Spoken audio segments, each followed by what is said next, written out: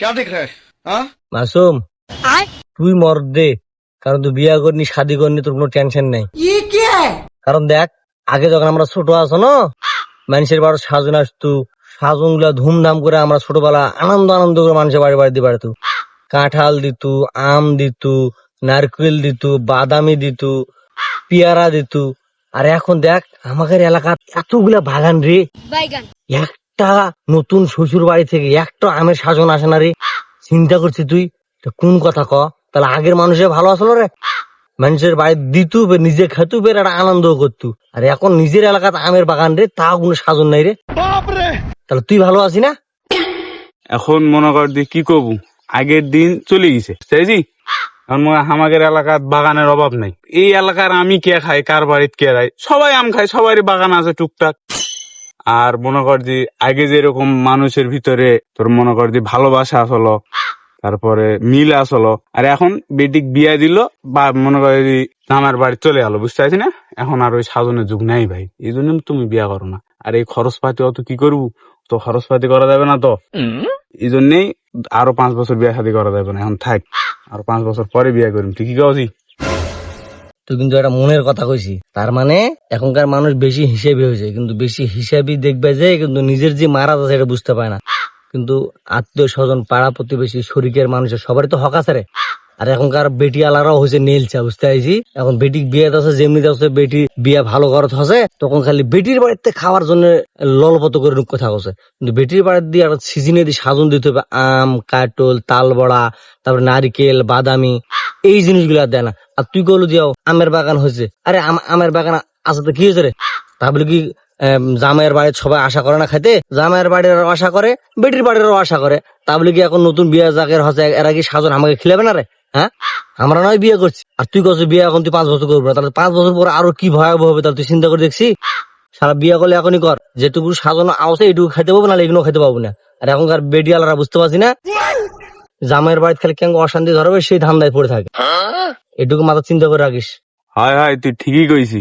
এখন মনে কর যে সাজন, তারপরে যাওয়া আসা, এগুলা সব উঠে যাচ্ছে, বুঝতে পারছি। শরীরের মানুষের হক গুলা উঠে যাচ্ছে। আর এখন এমন অবস্থা হয়ে গেছে, কি করবো আর, বেটিক বিয়া দিলে মনে আছে যে বেটির বাপ হয়ে আছে বেটার বাপ, আর বেটার বাপ হয়ে আছে বেটির বাপ। খালি বেটির বাপের আশা যে জামাইয়ের থেকে গমি খাম, বুঝতে পারছি। এখন তো এলে তো আর কি করবো, কর তো কিছু নাই। যাই হোক, শরীরের মানুষের তো হক আর নাই, সাজন টাজন কেউ কিচ্ছু দেয় না। তুই কয়েক মেয়ে বিয়া করিম কিনা, কয়েক এই অবস্থায় কি করিম মেয়ে? তুই বিয়ে কর না রে, কারণ এখন যে যুগ জামানা আরো দিন যাচ্ছে আরো খারাপ আছে। তুই করলি না দি, বেটি যখন বিয়ে দিচ্ছে, বেটি বিয়ে দেওয়ার সময় বেটির বাপ মায়ের কত সুন্দর সুন্দর মিষ্টি মিষ্টি কথা, কিন্তু বিয়ার পরে যখন বেটি জামাইয়ের বাড়িতে পাঠাতেছে, ওই জামাইয়ের বাড়িতে কেন অশান্তি ধরাতে হবে, ওই জামাইয়ের বাড়ির থেকে কেন নিজের বাড়িতে কিছু জিনিসপাতি নিয়ে আসতে হবে, আর জামাইয়ের টাকা দিয়ে কেন করে বেটির বাড়িতে জিনিস নিজের করে দেওয়া যাবে, এলে এখন শুরু হয়ে যায়। এখন তুই বিয়া করলে ভাবি চিন্তে বিয়া কর, আর যদি পারিস তাহলে একটা দেননি হোক বা ওই যে ওই কুরবানি গুলো হোক, একটা প্রেম টেম করে বিয়া কর, তার জীবনে শান্তি থাকবে। কারণ ওই দেননি মেয়ে ধুমধাম করে খাটবে, আর কুরবানি মেয়ে যদি বিয়া করিস তোর ঘর ভরে জিনিস দিবে, চাইছি। হ্যাঁ, তুই একটা কথা বলে দিন নি আর পুবানি কেমন, তুমি আমার প্রেম করে বিয়ে করতে পারছি কেন? প্রেম করে কেন বিয়ে করিম, দেখে শুনে বাড়িতে বিয়ে করিম, ভালো করে বিয়ে করিম। তুই মনে কর যে এমন একটা কথা কলু, হ্যাঁ, মনটাই খারাপ করে দিলু। আরে পাগলা, মোর কথাটা হাসি উড়ে দিলু।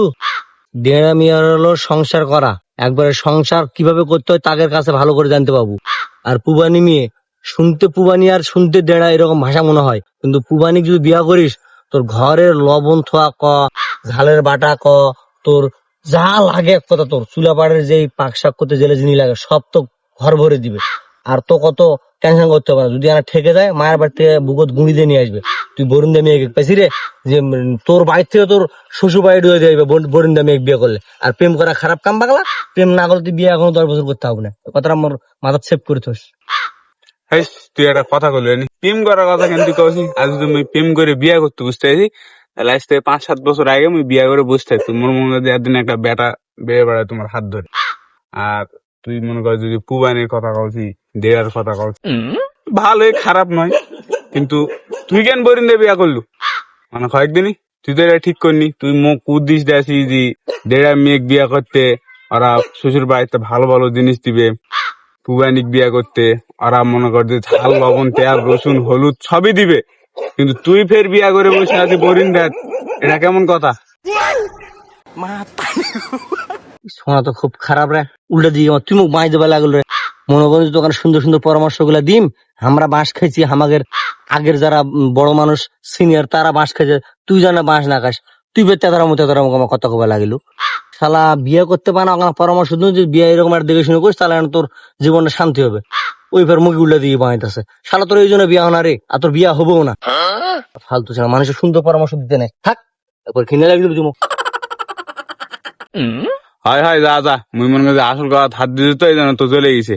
আর তুমি কেমন বুদ্ধি পরামর্শ দেয়ছি, এলা কোনো কাজেরই নাই। হয় তোর রাগ আছে আর মোর আছে, থাকিম না আমি তোর, তুই আর মুখ বুদ্ধি পরামর্শ দিতে আসবি না।